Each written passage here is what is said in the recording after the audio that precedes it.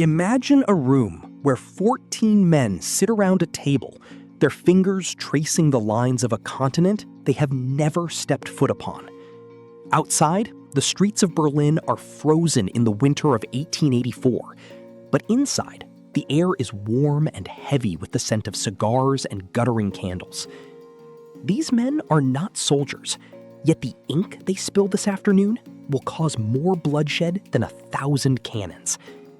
They are the architects of a new reality, redesigning the borders of an entire world without inviting a single person who actually lives there.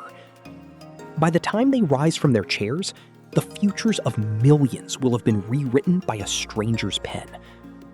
This was the Berlin Conference, the clinical, bureaucratic moment when Europe decided to divide a magnificent cake, while the owners of the cake were not even in the building. To understand how this happened, we must look at the world of the late 19th century, a time when Europe was transforming with terrifying speed. The Second Industrial Revolution had turned the continent into a collection of roaring factories and expanding cities that were perpetually hungry. These machines demanded fuel.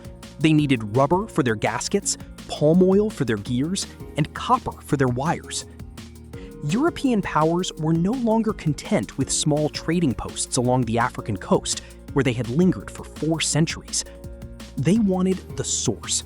They wanted the interior.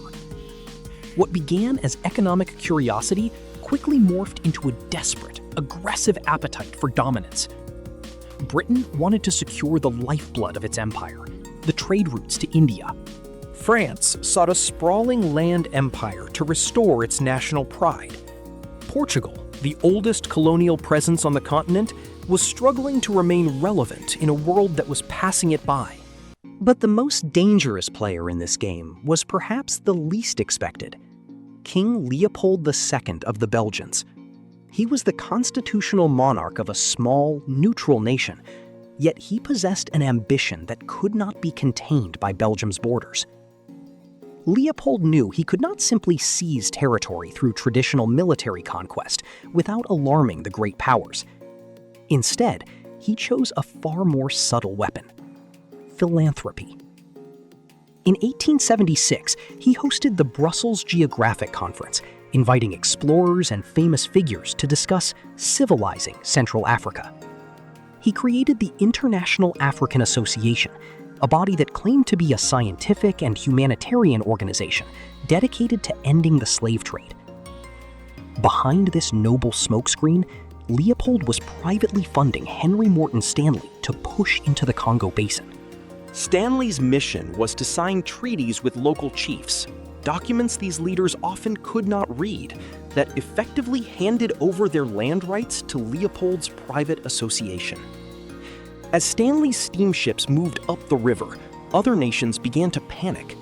The French explorer Pierre de Brazza had already reached the western Congo Basin, raising the French flag over what would become Brazzaville. Portugal, citing ancient treaties, claimed the mouth of the Congo River and sought British help to block Leopold's access to the sea. By 1884, Central Africa had become a geopolitical powder keg. The European powers were so close to a war with one another that German Chancellor Otto von Bismarck realized something had to change. Bismarck himself was initially skeptical of colonies, but the pressure from nationalist lobbies and the risk of a European conflict were too great to ignore. He invited the world to Berlin, not to help Africa, but to manage the chaos of Europe. When the conference opened on November 15, 1884, 14 nations were represented. They included the powerhouses of Britain, France, and Germany, alongside nations like the United States and the Ottoman Empire.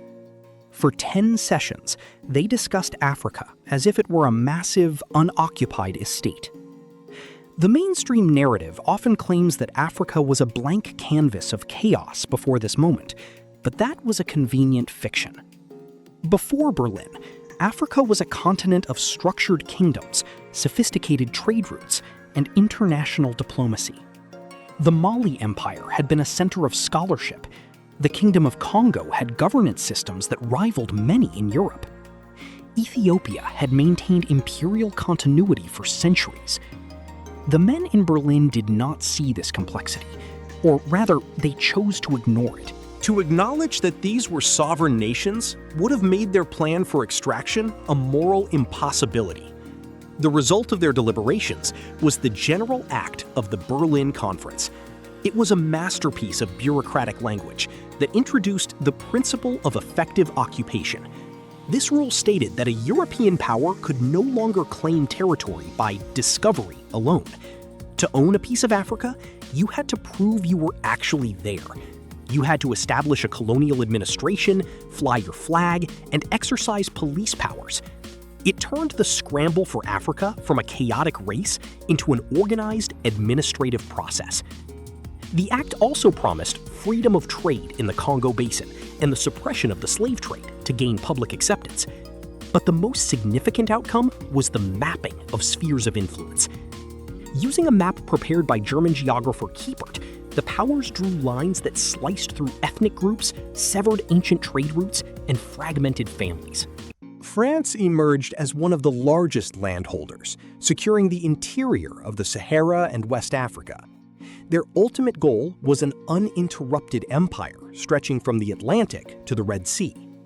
They marched eastward through the Sahel, attempting to control the caravan routes that had existed for a millennium.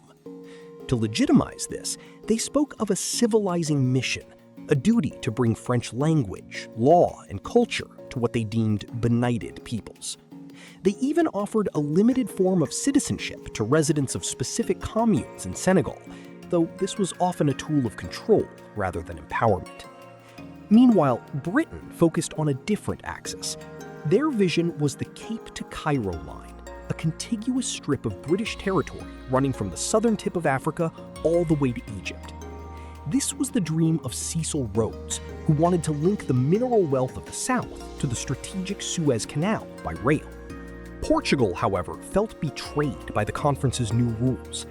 For years, they had relied on historical discovery to claim the vast lands between their colonies of Angola and Mozambique. In 1885, they published the Pink Map, or Mapa Cor de Rosa, representing a formal claim to a transcontinental corridor across what is today Zimbabwe, Zambia, and Malawi. But Britain refused to acknowledge any claim not backed by effective occupation.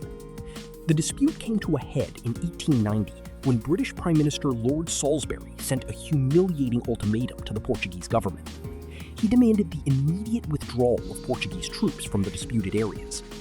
King Carlos I, knowing he could not win a war against the British Navy, accepted the ultimatum. This event didn't just end the Pink Map project, it shattered the prestige of the Portuguese monarchy and fueled the rise of republicanism at home.